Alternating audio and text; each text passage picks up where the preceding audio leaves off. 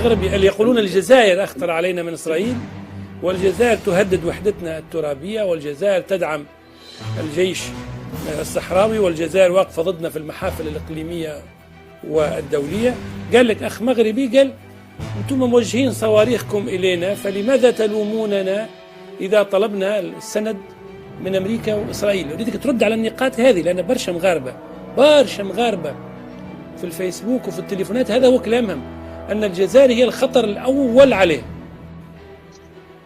مادام راح نتكلموا على قضية البوليساريو، الجزائر تدعم جبهة البوليساريو لأنها جبهة تريد، أو ناس يريدون الانعتاق من الاحتلال، وقاوموا موريتانيا وحرروا الجانب الذي كانت فيه موريتانيا، وبقيت المغرب ملحة ومصرة على مغربية تلك الأرض. والبوليساريو قالوا نحن حررنا أرضنا ولن نقبل باستعمار جديد، خلاص يعني انتهى الامر. لانه اذا كان رجعنا للخرائط العثمانيه والى غير ذلك ما تفراش هكذا يعني تونس وتكون في مشكله مع مصر ولا مع ليبيا ولا الى غير ذلك، لا، الحدود ترسمها التضحيات ويرسمها دماء الشهداء، هذا هو المبدا الثابت. لما فرنسا تفرغت للجزائر، يعني أخذت الدول الأخرى التي كانت تحتلها أخذت حريتها، وتفرغت للجزائر ونزل التقتيل في الجزائريين، والجزائريين كانوا يدافعوا على هذه الحدود الموجودة الآن، بقاو يدافعوا عليها حتى أخذنا الاستقلال. وهذه 2,381 و 741 كيلومتر مربع تاعنا احنا الجزائريين حررناها بدمائنا، ولن نسمح لأي كان بأن يأخذ منها شبر، حررناها بدمائنا، ما يجيش واحد من الخارج يقول ندوها. بوليساريو نفس الشيء، الفلسطينيين نفس الشيء. نحن ننظر إلى الأمر حد سواء، كل شعب يقاوم احتلال، والشعب الصحراوي قاوم الاحتلال الصحراء الاحتلال الإسباني، وحرر أرضه في السبعينات. في السبعينات ونال الاستقلال تاعو من اسبانيا. ما تجيش المغرب ولا تجي موريتانيا تقول نديها جاهزه، هذه الدوله جاهزه. بالاضافه الى ذلك من حقنا احنا كجزائريين، قلت هي تمثل لنا بعد امن قومي. لا نريد ان هذا البلد الذي احتلنا مباشره بعد استقلالنا، لا نريد ان يصبح قويا ليفكر او ليحلم مره اخرى، وفي المناهج تاعهم الدراسيه موجوده هذه، يحلم مره اخرى باسترجاع حدود ما قبل التاريخ. فالموضوع واضح هو دعم حركة حرورية. وكما سمعنا للأسطوانة لا زالت تتردد لأزيد من 40 سنة. أعتقد أن هذا الكلام سيظل فقط أسطوانة غابرة ترددها الجزائر العاصمة وقصر مردايا والجيش الجزائري، لكن هل لها ارتباط بالحقيقة؟ هل لها ارتباط بالواقع؟ متى كانت هنالك جمهورية اسمها جمهورية الصحراء العربية أو تلك الاسم الوهمي؟ ما أي أصول تاريخية، أي روابط جغرافية؟ متى كانت هذه الدولة الوهمية؟ ليس هنالك أدنى مقومات قيام الدولة. الشاهد أننا اليوم يجب أن نتكلم بلغة الواقع، أن نرى وأن نسمي المسميات بمسمياتها، لا أن نعيد أسطوانة آخر مستعمرة هي تساوم ليبيا. المغرب عبر عن رأيه في هذا الموقف. هذا هو الأساس الذي يجب أن تعمل عليه الجزائر، وهو أن تناصر أخاها المغرب المظلوم في ملف سبتة ومليليا وآخر مستعمرتين في أفريقيا. ما قاله الأخ بخصوص أن المقومات الدولة المعروفة في العلوم السياسية والقوانين، ربما هذا ما يفسر هرولة المخزن المغربي نحو تطبيع مع الكيان الصهيوني الذي أصبح في نظرهم دولة يجب أن تقام معها علاقات، في حين أن الشعب الفلسطيني الذي ما زال بيوتهم تدك على رؤوسهم، وما زالوا يبنون المستوطنات، وما زالوا يرتكبون المجازر، يعني ليسوا دولة. لم تعد فلسطين في نظرهم دولة، بينما إسرائيل هي دولة تستحق أن يضعوا يدهم في يدها القذرة ويدها النجسة، والتي ما زالت تقطر دما من إخواننا الفلسطينيين. هذه المأساة نفسها الآن يطبقونها على الصحراء الغربية. هم يرون بأنها ليست دولة، يعني الناس الذين ما زالوا داخل هذا الإقليم ليسوا شعبا، يعني عبارة عن هيشر هكذا، يعني تقدر تحربوا في أي وقت، تقتلوا في أي وقت، تفعل فيه ما تشاء. الناس هناك يطالبون باستقلالهم، ورفعوا عرائض بذلك، وقاوموا حتى مقاومة مسلحة منذ أن كان موجود يعني الاستعمار الإسباني، ومنذ أن اتفقت موريتانيا مع المغرب على تقسيم ذلك الإقليم، وأمام إصرار المخزن المغربي لوضع يده على تلك الأرض. الحدود ترسمها دماء الشهداء يا أخي. والجزائريون عندما حازوا على استقلالهم لم يكن الاستقلال هدية أعطيت هكذا للجزائريين كما أعطيت لبعض الشعوب. الشعب الجزائري دفع 1.5 مليون شهيد من أجل أن تستقل وأن تتحرر مساحة 2,381,741 كيلومتر مربع، كلها مسقية بدم الشهداء. والحدود التي رسمت مرسومة على الجزائر مسقية بحدود الشهداء، وهذا ما لم يستوعبه الحكم المغربي والمملكة المغربية، الملك المغربي، فأراد أن يقتحم تلك الأرض بناء على خرائط قديمة ويقول هي أراضي مغربية، وكذلك فعل مع الصحراء الغربية. يعني بعد ما بذل الصحراويون دماءهم وكافحوا وحاربوا وقاوموا الاحتلال الإسباني، جاءت المغرب لتقول بأن هذه الأرض بناء على خرائط تاريخية.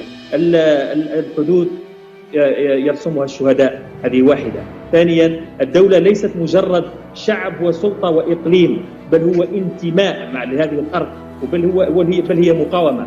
والشعب الفلسطيني هو السيد الأرض وصاحب الأرض رغم أنف نتنياهو والحكم الصهيوني الذي هرول إليه ملك المغرب لينتصر به ضد البوليزاريو وضد الجزائر للأسف الشديد. ما ردك الأخ حمزة؟ أن ضيفك الكريم يعيش نوعا من التوترات النفسية التي تغيب عليه المعطيات ويتم الخلق. المغرب ظل وكان ولا زال مستقل في قراراته. الحدث الرئيسي في تدبير ملف الصحراء المغربية هو الاعتراف الأمريكي بمغربية الصحراء، وهذه دولة كبرى، وهذه النقطة هي مكسب كبير وقد تكون هدية رأس السنة لكل من يعادي الوحدة الترابية للمملكة المغربية. المغربية سير، المغربية وصل إلى درجة أن يعيد النظر في نموذجه التنموي الداخلي. أنا لا أود أن أرسل إشارات أو أتدخل وأسأل ماذا يجري داخل مطبخ الجزائر. لا أود أن أسأل عن الاستقرار السياسي، ولا أود أن أسأل عن الاستقرار أين هو الرئيس الجزائري، ولا أود أن أسأل عن مؤسسات الدولة، لأنها كلها أمور داخلية. لكن الذي يمكن أن نفوز به كلتا الدولتين الجزائر والمغرب وهو أن نجلس جلسة حوار، جلسة من أجل انتعاش الاقتصاد الاجتماعي، من أجل أن يستفيد الجزائري من ثرواتنا الفلاحية الغذائية، من الحليب المغربي ومن اللحوم المغربية الحمراء ومن التطور الذي وصل إلينا الفلاح، وأن نستفيد كذلك نحن من الغاز والبترول الجزائري، ويكون هنالك نوع من التكامل والتعايش. هذا هو الذي يجب أن ننظر إليه، لا أن ننظر إلى ملف وقعت فيه انزلاقات، وقعت فيه أخطاء في الماضي. شفت يا دكتور وين وصلنا؟ يعني والله عجائب الزمن. يعني والله واحد عاش زمن وين أصبح هناك من يفتخر بتأييد الولايات المتحدة الأمريكية لمواقفه. يعني كأن ليست هذه الولايات المتحدة الأمريكية التي دمرت العالم والتي غزت العراق وحولته إلى الشكل الذي هو عليه الآن، وكأن ليست الولايات المتحدة الأمريكية الشيطان الأكبر الذي يقف دائما وراء نكبات العرب ونكبات المسلمين في كل بقاع الأرض. تأتي تفتخر أن تقول الولايات المتحدة الأمريكية دارت مرسوم وليست مجرد تغريدة. يعني هذا كلام لا يمكن أن ينطقه عاقل وما زالت فيه بقايا من النخوة. نحن في الجزائر نفتخر بالرئيس الذي هو بخير والحمد لله، الذي قال بملء الفيه، قال لن نهرول للتطبيع مع الكيان الصهيوني. هذا موقف مبدئي، موقف نابع من عقيدتنا الإسلامية أولا، ونابع أيضا من كوننا نعرف قيمة الأرض وقيمة الدم وقيمة العرق. لن نضع يدنا في أيدي القتلى، وهذه مش مسألة داخلية، هذه مسألة تلقي بظلالها على كل العالم العربي. الدول المطبعة والدول المهرولة سوف تدفع ثمن هرولتها إن عاجلا أم آجلا حتى ما بين يدي الله سبحانه وتعالى. ماذا ستقولون لشهداء الفلسطينيين؟ وما الذي سوف تقولونه للشعب الفلسطيني الذي ما كان وما زال يستنجد إلى يومنا هذا بإخوته العرب والمجتمع الدولي حتى نأتي لنفتخر بالتطبيع مع هذا الكيان، ونفتخر بأن هذا الكيان قد جاءت طائرة وتم استقبالها بالطائرة من عندهم، ونفتخر بأنه سوف يفتح قنصلية ولا السفارة في العيون، يعني ونفتخر بتأييد الولايات المتحدة الأمريكية. أنتم بهذا تسيئون إلى علاقة الجوار. هؤلاء لم يأتوا من أجل سواد عيون المغاربة بالمناسبة، هؤلاء ناس عندهم مصالح ومصالحهم تتحقق بتحقيق الخراب على هذه المنطقة. يا رجل، كنت أتمنى أن تقول كلاما آخر، كنت أتمنى أن تقول كلام آخر بخصوص التنمية وإلى غير ذلك. نحن لا نتسول، بدليل أننا مستعدون على العيش ومستعدون للعيش دون أن نتسول من خلال التطبيع، مستعدون للعيش دون أن نتسول من خلال التطبيع. والله العظيم غير نموتوا بالجوع وما نطلبوش اللقمة من الكيان الصهيوني ولا من الولايات المتحدة الأمريكية نتاعنا. ما نديرش أنا معاهم علاقات طبيعية من أجل أنني نوكل شعبي أو نكاية في الجزائر ونكاية في الشعب الصحراوي. يعني تطلب الدعم من اليهود، يعني هل هذا أمر معقول؟ وكلام يقال على وسائل الإعلام ومن إعلامي يفترض أنه عربي ويفترض أنه مسلم ويفترض أنه يفتخر ولكن للأسف قلت الفرق هو أننا نحن الجزائريون نرسم الحدود بالدم، وغيرنا ربما قد رسم حدوده من خلال المفاوضات ومن خلال اللعب تحت الطاولة. وما زال الشعب الجزائري إلى يومنا هذا يدفع ثمن مواقفه، ولا نستغرب ولا نتعجب بأن ربما حدث ما حدث بسبب تصريح الرئيس تبون مؤخرا عندما قال بأنه لن يكون هناك تطبيع مع الكيان الصهيوني بأي سبب من الأسباب، وهو الكلام الذي قاله سلفه إلى غاية هو المدينة الذي قال نحن مع فلسطين ظالمة أو مظلومة. كيف تكونون مع القضية الفلسطينية وأنتم تضعون يدكم في يد القاتل وتطبعون العلاقات مع القاتل؟ أنتم الآن فلسطين ما درتوش فيها الخير، فكيف أتوقع وكيف تريدون منا أن ننظر إليكم نظرة عادلة ونظرة حقيقية تجاه قضية الشعب الصحراوي؟ والله هذه في تلك. الشعب الصحراوي والشعب الفلسطيني سيان، كلاهما يريد أن ينعتق من الاحتلال ومن الاستعمار، وقد أبنتم عن سوءتكم عندما وضعتم يدكم في يد المحتل الصهيوني. ولا تفتخر بترامب وتفتخرش، هذا أمر لا يدعو إلى المفخرة، بالعكس هذا يدعو إلى العار ويدعو إلى الخزي. ولا تفتخر بترامب وتفتخرش، هذا أمر لا يدعو إلى المفخرة، بالعكس هذا يدعو إلى العار ويدعو إلى الخزي. هذا أمر لا يفتخر به المثقفون ولا يفتخر به فروض إعلامي يتصدر الآن المشهد من أجل الدفاع عن سياسة بلده للأسف الشديد. هل التطبيع بين المغرب وتل أبيب يا أخ مصطفى بونيف هل هو خطر على الجزائر؟ طبعا هو خطر على الجزائر وخطر على كل المنطقة. يعني هناك شيء اسمه الأمن القومي. الأمن القومي يبدأ من خارج الحدود ليس من داخل الحدود كما تعلمون. إذا كان أصبح يصبح ما بيننا وبين العدو الحقيقي للأمة العربية ولكل، احنا كنا نقولوا في السابق أبائنا كانوا يحاربون من أجل أن لا تقوم دولة إسرائيل من النيل إلى الفرات، لكن المصيبة الآن أن دولة إسرائيل أصبحت تريد أن تقيم دولتها من المحيط إلى الخليج. هنا المأساة. لا يأتي الخير من الصهاينة. منذ متى يعني قدم الصهاينة الخير للعالم العربي وللعالم الإسلامي؟ هؤلاء يعني منذ ثيودور هرتز. لكن هل تتوقع قصدي لحظة مصطفى عشان نكونوا أكثر يعني تركيز على موضوع النقاش. نعم. يعني هل مثلا كما يكتب بعض الجزائريين في فيسبوك ممكن تتوقع أن إسرائيل تعاون المغرب في موضوع الصحراء؟ ممكن أن تكون فيه قواعد إسرائيلية ولا أمريكية على الحدود الجزائرية؟